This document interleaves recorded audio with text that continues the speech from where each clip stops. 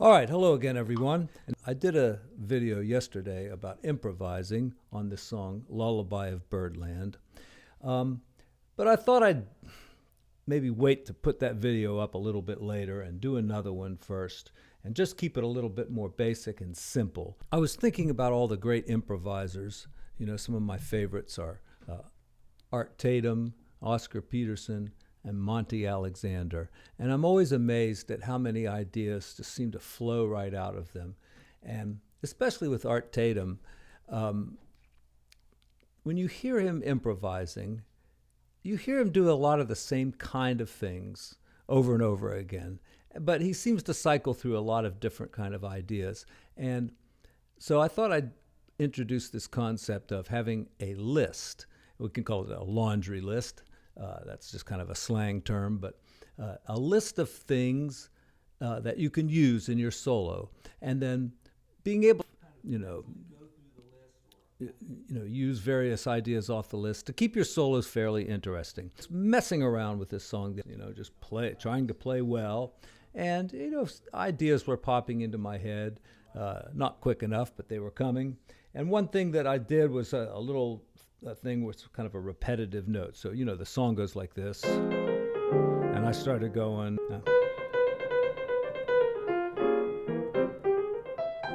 So that little repetitive thing, I was thinking, well, I forget to do that kind of thing. I don't think of that very often. It's probably a good idea to kind of have a whole list of things in your mind, of possibilities, of things that you could do. Doesn't mean you have to do them all, but I thought, I should have in that list that little repetitive idea. So here's how you do it. Pick a note, you want to go. And so the fingering is like 1, 3, 2, 1, 3, 2, 1, 3, 2, 1, 3, 2. All right. But then I started thinking, well, what's in my list? What is on my list? So I started writing them down. And of course, the first thing I wrote was that repetitive note thingy. So I did that. So anyway, this list could get a lot longer. And then I think what gives you your style is you kind of use the things off the list that you like and put them in the order that you like. First thing is, and I always suggest this to beginning improvisers, embellish the melody. So what's the melody? Okay, now how could we embellish that? I use my little riff there, all right? Okay, and that's embellishing the melody there. And I could do it again, maybe here. And what is the melody? Da da dee da. So you could go ba da da da da dee da. Put some extra notes in there, or some rhythmic ideas like that, or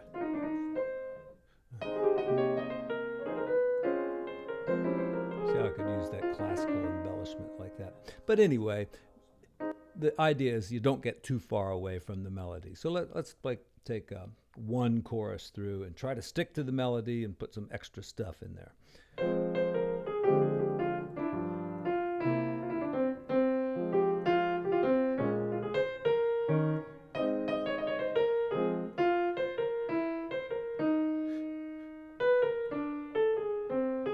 That reminds me that so you could maybe quote that song in there. I don't know. Oh, that's another thing on the list. Quotes. And I'm terrible at quotes. That's right, where you quote another song. Anyway, we'll get to that one. So then the next thing that I have on the list was something that I do all the time. This is probably the thing I overuse the most, and that's these little enclosure riffs. If you're an F, for instance, you go those kind of things, right? And maybe you have one, like a cliche riff, or kind of a standard riff like this. Those things, and that could be on your list too, that descending thingy. Well, it's not a book about him, but it's a book about his style of playing. And they broke his riffs down into like descending riffs, like this kind of riff, and climbing riffs where he goes like, that kind of thing. And if you listen to his playing, you hear those are definitely on his list because he does them all the time, and stuff like that. So enclosure riffs, and I'm full of those. In the other video, I did this one because this song's in A flat. Here it is in C. Like you could go, or maybe it's not a 4-note enclosure. Okay, like 1, 2, 3, 4. 1, 2, 3, 4. Yeah, it is. Well, it's 3 notes plus the note you're going to.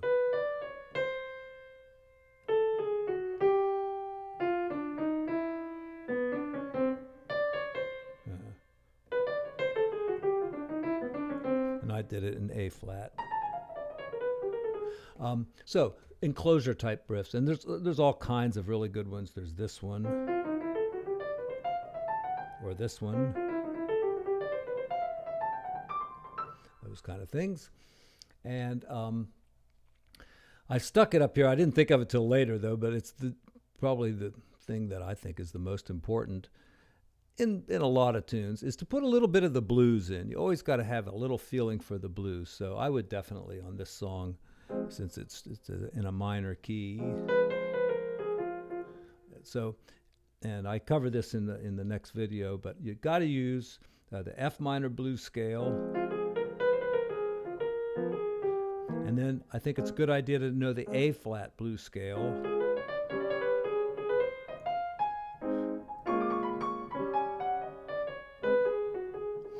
Anything you're doing, if you just stick a little bit of the blues in there, no matter what it is, it gives it just a hipper, better sound, I think. I'm a lover of the blues. So, but for instance, that little repetitive riff here. If you follow it up with a little blues thing there, it sounds pretty good.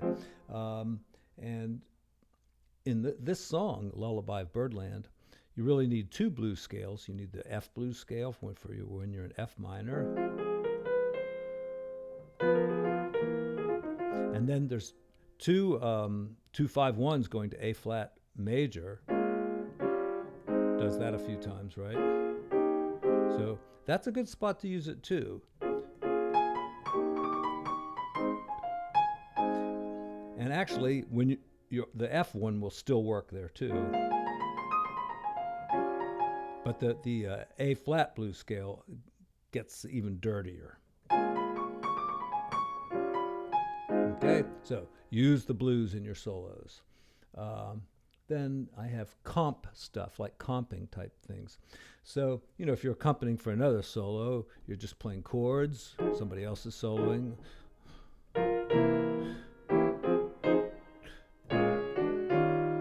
You can work that into your solo too. You're saying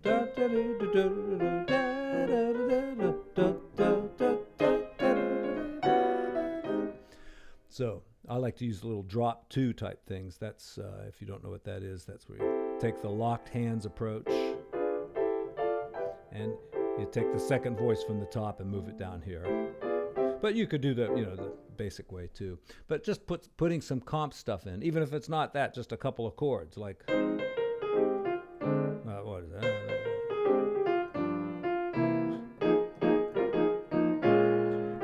Something like that.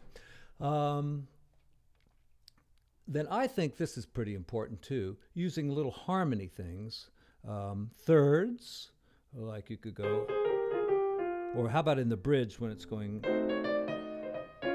you could use thirds there.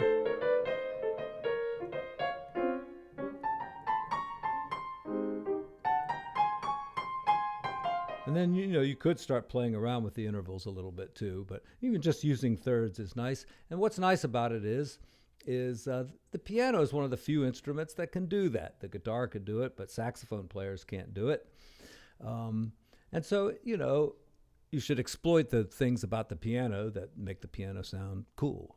Conversation with left hand, like you could pass the melody off to the left hand, or even kind of go back and forth, or do some stuff at the same time, like a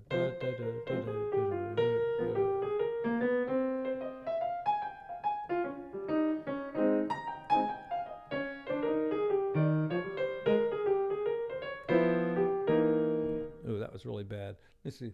Oh, well, I'm just demonstrating. What the hell? You always kind of have to divide your brain a little bit in half if you're using your left hand to make sure the left hand isn't just, stabbing away and not making much sense. And, I'm guilty of this all the time. So,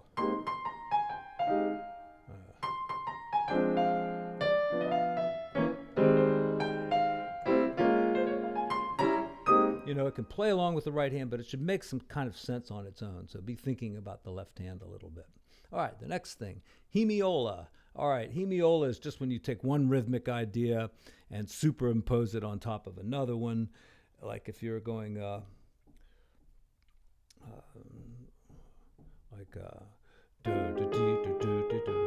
see, it's a 1 and 2 and 3 and 4 and. So it's 1 and 2 and 3 and 4 and. That's like units of 2, 1 and 2 and 3 and 4 and. But if you go 1 and 2 and 3 and 4 and 1, so you get 1 and 2 and 3 and 4 and 5 and 5, 1 and 2 and 3 and 4 and 1 and 2 and 3 and 4 and 1. Another way you could do it is if you're doing triplets, like da da da da da da da da da da da, instead of doing da da da da da da da da da da, put 4 notes in it. So da da da da da da da da da da da. So here's an example.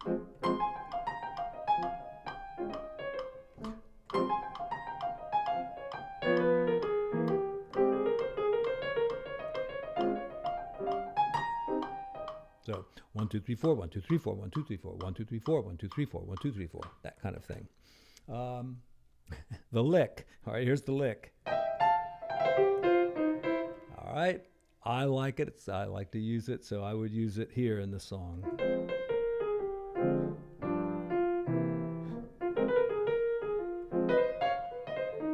It's hard in A flat. So I'll try it again.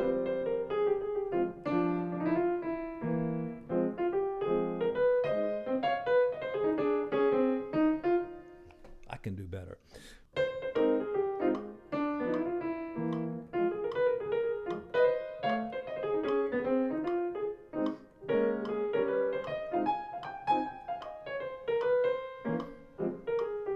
So that's the lick. Motivic development. So, I mean, you could use a motif from the song like.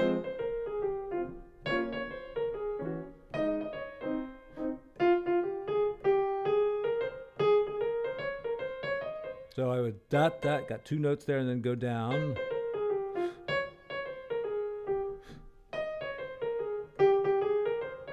Then I did it the other way, I went up. So that's the idea of how to develop a motif. Then pentatonic. Using pentatonic scales, instead of all the regular 7-note scales or diminished scale, use some pentatonic stuff, and it usually opens it up to a little bit of tritone substitution and going outside a little bit. So you could do a pentatonic scale here, and then make a C altered and do that pentatonic scale.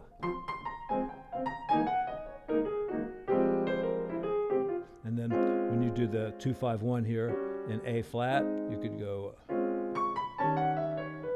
like use an A pentatonic, because it's a tritone away from E flat, the dominant chord. So anyway, there's lots of stuff you can do with pentatonic stuff. And then I wrote 1-4-5 stuff. Now to me, that's like this. All right. So I mean, these are, there's zillions of these kind of ideas, but this is something I hear fairly often. So you go.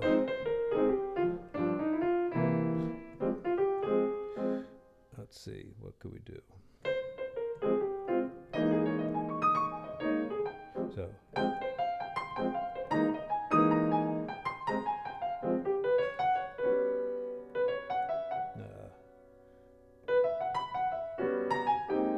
All right, so an F minor, and then going right to the dominant chord C. See, that's part. It's part of the altered chord there. But 1-4-5. It's a 4th and a 5th, and then back to the F minor. maybe going to the the E flat chord. Just got basic E flat down here, but I played 1, 4, 5 there because it's the sharp 9 and the flat 9 and the 7th. And you have to study this stuff. You can't just wing it. Well, you can, but you'll get better results if you kind of figure out which little patterns work with what chords. Now, diminished stuff. All right, I heard Andy Laverne say one time that almost everything he played for one period of his life was based on the diminished scale or the diminished chord. So there are lots of things you can do, especially on dominant chords. Okay, right there on the C7 dominant. All right, if you know the diminished scale, you'll know that these triads are all contained in the C diminished scale there. I know that these 4 triads, C, E flat, F sharp, and A, are all contained in that diminished scale. They are. You pick them out. Here's the diminished scale, and those notes will be in there. So you can do stuff based on that. Like that. So now, I don't know if you can hear that. If you're new to jazz, that might just sound like random notes to you. But check out this little pattern. Or maybe this. I'll do it again here.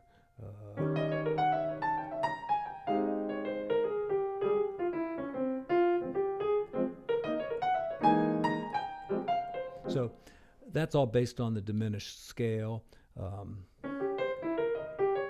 Riffs like that are based on the diminished scale. This one, all right. So anyway, we could, go on for days about stuff in the diminished scale. And then you might think about the styles of some famous piano players like George Shearing, who wrote this song.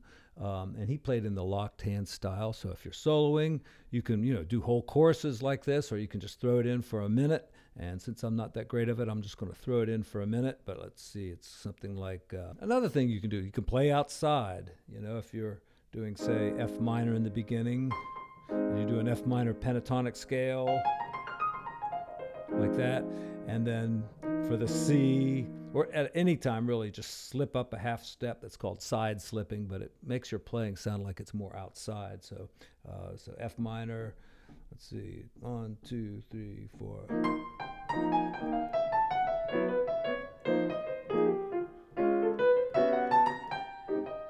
Something like that. What I was doing there was just the F. It's really A flat major pentatonic, but you can call it a minor pentatonic in F. And I just went up a half step like that. I didn't change anything else. I just kind of did it. And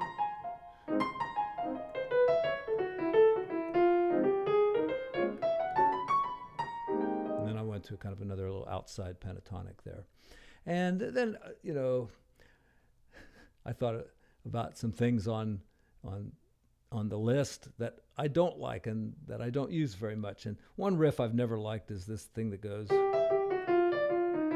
that kind of thing. Sometimes people do that kind of stuff. Let's see if I can use it a little bit.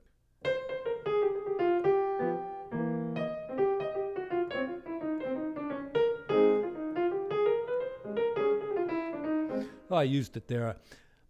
I've heard people use it in a much hipper way than what I'm doing it, but it's not a riff I like, so I just never use it. You have to kind of practice everything on your list one thing at a time. Like if you're working on, this 1, 4, 5 stuff or diminished stuff, you have to spend, a considerable amount of time just working on that one thing. But then that gets added to your list of things that you can do, or at least ideas that you might have when you're taking a solo. And there's other things to consider too, how to build a solo, and do you want to build towards a climactic ending, or maybe it's going to kind of have a different structure to it. Those were my ideas today. So anyway, start your own list and then pick something off of it that needs a lot of practice and work on it. I'll do the same, and I'll meet you back here again real soon.